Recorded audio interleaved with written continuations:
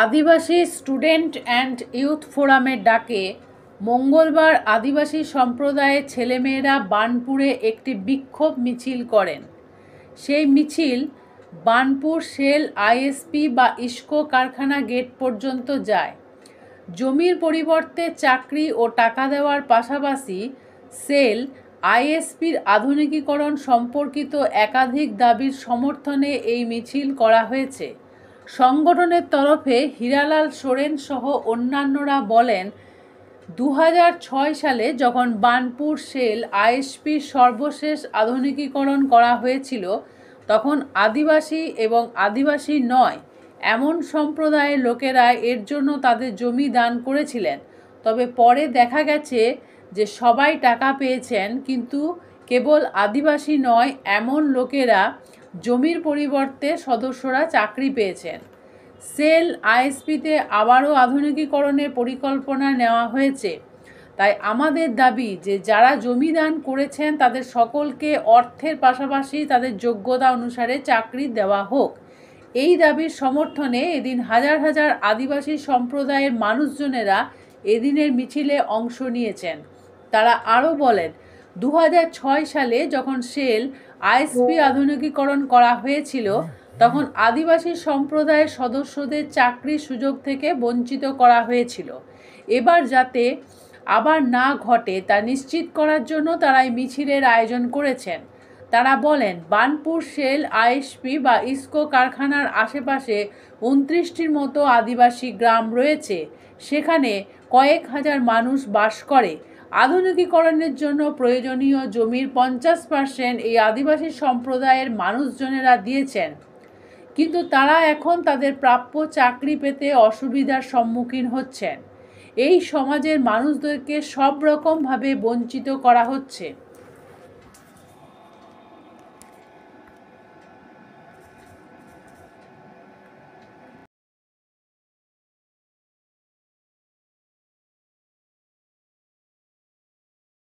আন্দোলন নেমেছেন কেন?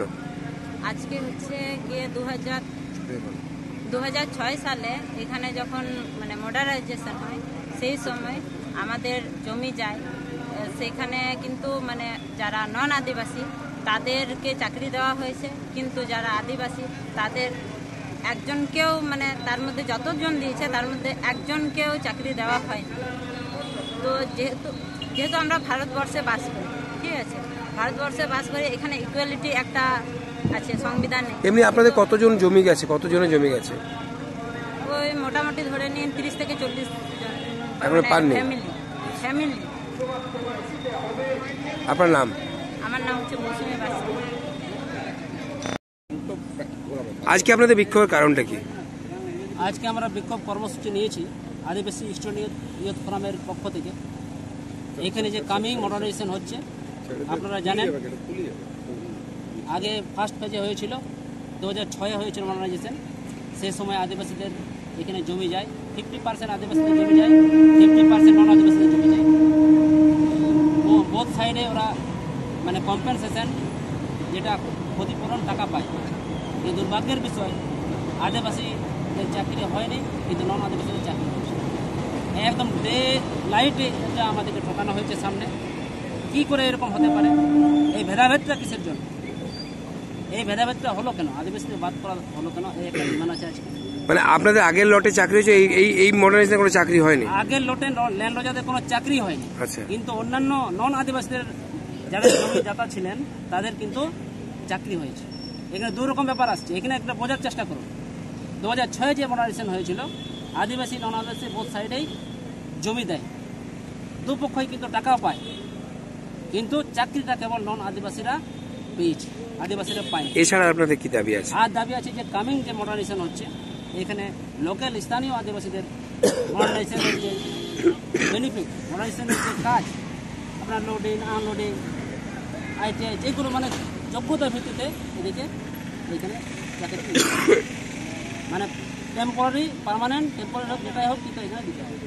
পরবর্তীকালে গভর্নমেন্ট রুলে যে রিক্রুটমেন্টটা হবে, সেই রিক্রুটমেন্টে রিটিনে যদি পাস করে আমাদের এখানে ইন্টারভিউ সময় রিল্যাক্সেশন দিতে হবে। এই দাবি আছে। এই দাবি নিয়ে আমরা আজকে ডিএসসির কাছে যাব। এবং এলাকায় পলিউশন জানেন আমাদের এই বাড়ির সামনাসামনি 5 কিলোমিটারের মধ্যে এত বালি এত আবর্জনা, মানে ছাদে আপনারা গেলেন ছাদ ভরে যায়, জল কালো হয়ে যায়, মানে পলিউশন খাচ্ছি আমরা, অথচ আমরা চাকরি এখানে পাচ্ছি না। টেম্পোরারি হোক, আগে লেন রোজা দিকবার ডুবিয়ে দিল, ওদেরকে দিল না, কিন্তু মডার্নাইজেশনে টেম্পোরারি বেসে মানে বিভিন্ন স্তরে কাজ আছে, সেগুলো প্রাইভেট কোম্পানি যারা এখানে কাজ করে মডার্নাইজেশন তারাও দিতে পারে। এইসব দাবি নিয়ে আমরা এসেছি। আর সব থেকে এখানে আর একটা দাবি আছে, আপনারা জানেন যে একটা এখানে বর্জ্য জল, নোংরা জল যেটা এই কারখানার বেরোয় নদীতে মিশে যায়, ডাইরেক্ট মিশে, দামোদর নদীতে ডাইরেক্ট মিশে যায়, ওটার কিন্তু কোনো ফিল্টারের ব্যবস্থা নেই। একটা নোংরা জল যখন এটা রেসপন্সিবিলিটি কোম্পানি, সেলআইএসপির এটা রেসপন্সিবিলিটি, জলটা যে ওপেন ওখানে মিশে যাচ্ছে, সেই জল আমরা ইন্ডাস্ট্রিয়াল এলাকাতে সবাই খাচ্ছি, তো এটাতে একটা মিনিমাম একটা রেসপন্সিবিলিটি আছে, একটা ফিল্টারের ব্যবস্থা করবে। এই দাবি নিয়ে আমরা এসেছি। পলিউশন হলো, আর মেন মুদ্রা হচ্ছে মডার্নাইজেশন যেটা হচ্ছে, সেটাতে স্থানীয় আদিবাসী, আমাদের লোকাল আদিবাসীকে নিতে হবে, চাকরিতে নিতে হবে, বিভিন্ন স্তরে নিতে হবে। এই হচ্ছে আদিবাসীদের গ্রাম। এই মুহূর্তে ইসকোর আশেপাশে কত আছে, কত মানুষ আছে? আমাদের 29টা গ্রাম আছে আদিবাসী, এই এলাকায় 29টা গ্রাম আছে, কিন্তু সেই হিসাবে আমাদের কিছু দেখে না। এখানে আমাদের লোকজন বিভিন্নভাবে বিভিন্ন বাইরে থেকে সাপ্লাই দেওয়া হয়, বাইরে থেকে কাজ করে আমাদের আপত্তি নাই, সেই জাতপাতের ব্যাপারটা আমাদের কাছে নাই, কিন্তু আমাদের অধিকার থেকে আমাদের এখানে বঞ্চিত করছে। আপনাদের কত জমি গেছে আজ পর্যন্ত? হয়তো বললাম 50%, মানে এখানে যদি 100% ইয়ে হয় তাহলে 50% আদিবাসী জমি গেছে। কৈলাপুর, হারামডি, বেগুনবাড়ি, এই সাইড। এই যে একটা ল্যান্ড রোজার মধ্যে একজন আছেন, তার কাছ থেকে আপনারা জিজ্ঞেস করতে পারেন। আপনাদের কোন ব্যানার হচ্ছে? এটা আদিবাসী ইস্টার্ন ইয়ুথ ফোরামের পক্ষ থেকে আমরা করছি এইসব। আপনার নাম? আমি হিরালাল সোরেন, জেলা প্রেসিডেন্ট।